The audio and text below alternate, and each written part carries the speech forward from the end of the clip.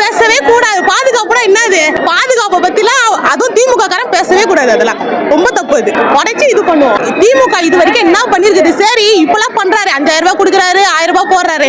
இதாவது எலெக்ஷன் வந்த போதே பண்ணிருக்கலாம்ல, ஏன் இந்த கடைசி நேரத்தில் பண்றாரு அப்படின்னு சொல்லிட்டா? தளபதி சிஎம் ஆக ஆசைப்படல, சிஎம் தான் தளபதியாக ஆசைப்படுறாரு. இது எல்லாத்துலயும் தெரியும்ல. அதேதான் திமுக இவ்வளவு கற்பழிப்பு, இவ்வளவு கொலை நடக்கிறதுக்கு காரணம் முழுக்க முழுக்க திமுக காரன் மட்டும்தான்.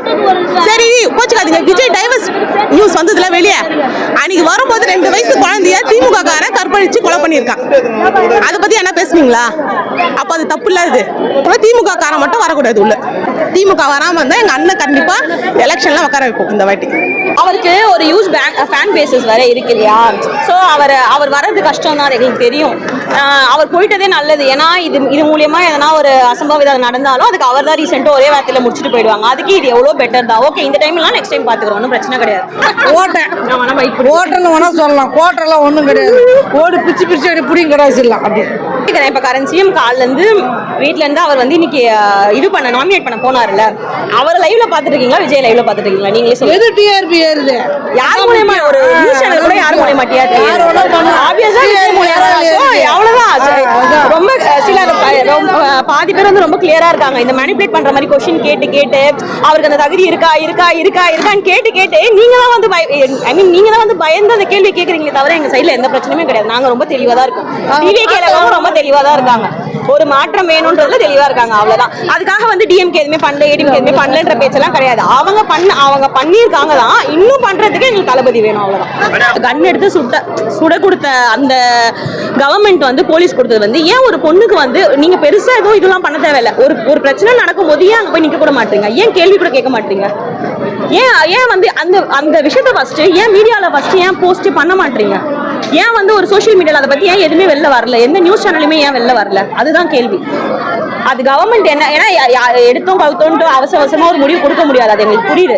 ஏன் ஒரு ஆக்ஷன் கூட ஏன் எடுக்க மாட்டீங்க? ஒரு சின்ன ஒரு இது கூட ஏன் பேச மாட்டீங்க கவர்மெண்ட்? அது இப்ப சிஎம் சார் வந்து சின்ன பசங்களை கூப்பிட்டு எதெல்லாம் நமக்கு தேவையே இல்லையோ அது எல்லாத்தையுமே ரொம்ப என்கரேஜ் பண்றாரு, அதெல்லாம் பண்ணிட்டு இருக்காரு. அப்படி இருக்க பட்சத்துல இதெல்லாம் ரொம்ப முக்கியமான விஷயம் இல்லை. ஏன் இதை பத்தி எல்லாம் பேசல? விஜய் வந்தா வந்து எடுத்தோடனே வந்து எல்லாமே மாறிடாது. அந்த சட்டம் ஒழுங்கு வந்து ஸ்ட்ராங் ஆகணும்.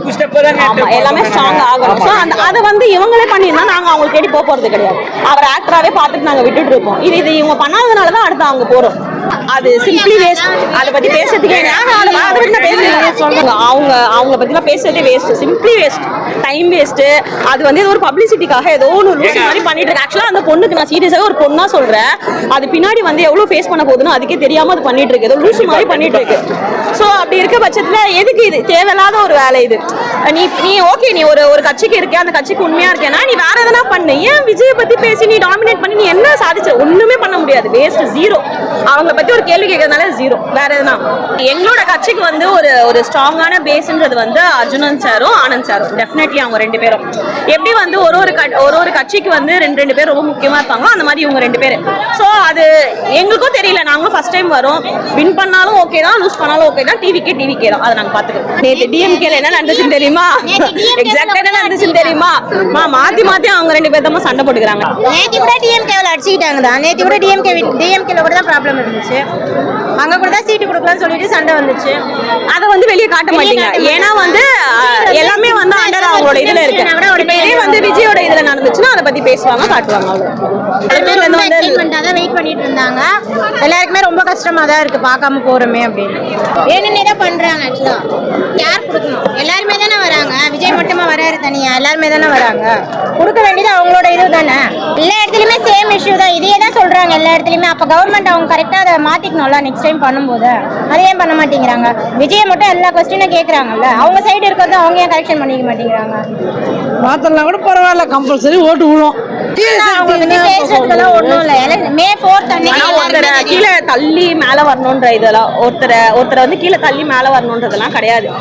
நீங்க யாருக்கு எத்தனை காலமா டிஎம்கே ஓட்டு போட்டவங்க நாங்க டிஎம்கே தான் போடுவோம், நீங்க போடுங்க, நாங்க மாறிக்கிறோம். அவ்வளவுதான். உங்களை வந்து மாத்த சொல்லி உங்ககிட்ட பேசுறதும் செவுத்துக்கிட்ட பேசுறதும் ஒண்ணுதான். ஆக்சுவலா நீங்க வந்து தற்கொலைன்னு எங்களை சொல்றீங்க. ஆக்சுவலா தற்கொலை நீங்க தான்.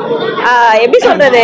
என்ன நடந்தாலும் நீங்க என்ன நினைக்கிறீங்க? பாதி ஓட்டு வந்து வாரிசு ஓட்டு, குடும்பமா போட்டது, ஜாதி ஓட்டு, இதெல்லாம் தான் உங்களுக்கு. நீங்க இருங்க, நாங்க எந்த பிரச்சனையும் கிடையாது. இருக்க டீம்ஸ் எல்லாருமே யூத் எல்லாருமே நாங்க பாத்துக்கிறோம். அதுக்கு அடுத்த ஜெனரேஷன்ல எங்களால எப்ப முடியுமோ அப்ப நாங்க சிஎம் சீட்ல உட்காந்துக்கிறோம்.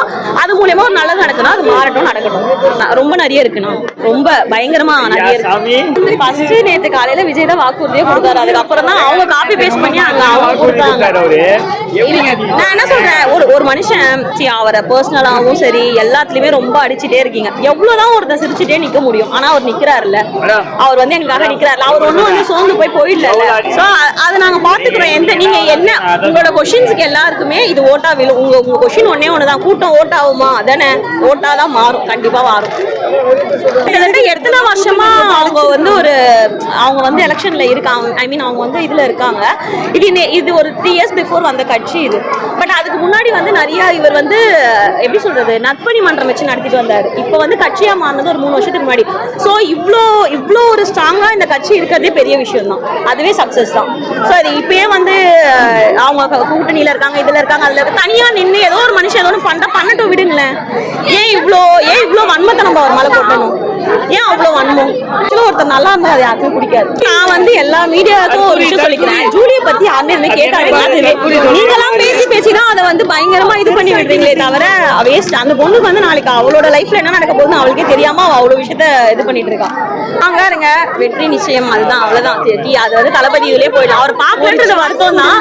பட் என்ன ஒரு விஷயம்னா, மேபி அவரே வந்து யோசிச்சு வர வேண்டான்ட்டு போனாருன்னா இது இன்னும் வேற ஏதோ மாதிரி நடக்கும்ன்ற ஒரு விஷயத்த அவர் யோசிச்சிருப்பாரு கண்டிப்பா. ஸோ அதை அனலைஸ் பண்ணிட்டு தான் அவர் போயிருக்காரு. எங்களால் அதை புரிஞ்சுக்க முடியுது. நெக்ஸ்ட் டைம் நாங்கள் வந்து பார்த்துக்கிறோம், அதில் எந்த பிரச்சனையும் கிடையாது. ஒண்ணுமே இல்லை, அவங்க ஒரு டிவி முன்னாடி உட்காந்து அவருக்காக ஓட்டு போடுங்கன்னு கேட்டா கூட எங்க எல்லாமே ரெடியா தான் இருக்கும் அவருக்கு ஓட்டு போடுறதுக்கு. அந்த மாதிரி தான் இருக்கும். தளபதி ஜெயிக்கணும், அவ்வளவுதான். அதை தான் உடைக்கணும், அந்த கோட்டையை தான் உடைக்கணும். அந்த கோட்டையை கண்டிப்பா உடைப்போம். நிறைய பேர் இங்க ஓட்டு போடுவாங்க அண்ணனுக்கு சொல்லிதான் இருப்பான். இந்த காதல வாங்கி அந்த காதல விட்டுடணும், அவ்வளவுதான். சரிங்களா? சொல்றவன் வந்து பேசுறது, அவன் பேசி அவங்க தான் வாய் வலிக்க போகுது. அவ்வளவுதான், நம்ம கம்முன்னு விட்டுற வேண்டியதா. அதை டிவிக்கால என்ன பிரச்சனை வந்திருக்கு, பேசுறவன் பேசிட்டு தான் இருப்பான். அது இந்த காதல வாங்கி அந்த காதல விட்டுணும், அவ்வளவுதான். இவர் பார்த்தாராமா? யாரா பார்த்தாங்களாமா? பார்த்தவங்க வந்து சொல்லுங்க. நம்மளா பேசுறது அப்படியே பெருசா கிரியேட் பண்ணி அதை பெருசாக்கி விட்டுறாங்க. வேணாம், இப்பதான் செம்ம பிபி ஏறி கொஞ்சம் பிபி இப்பதான் கம்மி பண்ணி விட்டுருக்கேன் நானு. சரிங்களா? இப்ப ஜூலியக்கா பிக் பாஸ்ல பேசுறாங்க, இப்ப நேர்ல வந்து பேச சொல்லுங்க. எல்லா லேடிஸ் ஆண்டியும் ஜூலியக்கா வந்து பேச சொல்லுங்க. எல்லா லேடிஸும் ஜூலியக்காக்கு டஃப் கொடுக்குறோம். அண்ணா அண்ணான்றாங்க விஜய் அண்ணாவை. அண்ணான்றவங்க அண்ணா கிட்ட நேரா வந்து பேச சொல்லுங்க. அண்ணா ஜூலியக்காவை பத்தி எடுக்கிறாங்களா? எடுக்கல. யாரை பத்தியோ தப்பா பேசுறாரா? பேசுறது இல்ல. அதுதான் தளபதி. தளபதி யாரையும் ட்ரோல் பண்ண மாட்டாரு, அவரை தான் ட்ரோல் பண்ணி நிக்கிறாங்க. கேட்கட்டும், போடுறவங்க தளபதி விசில் சின்னத்துல மட்டும்தான் போடுவாங்க.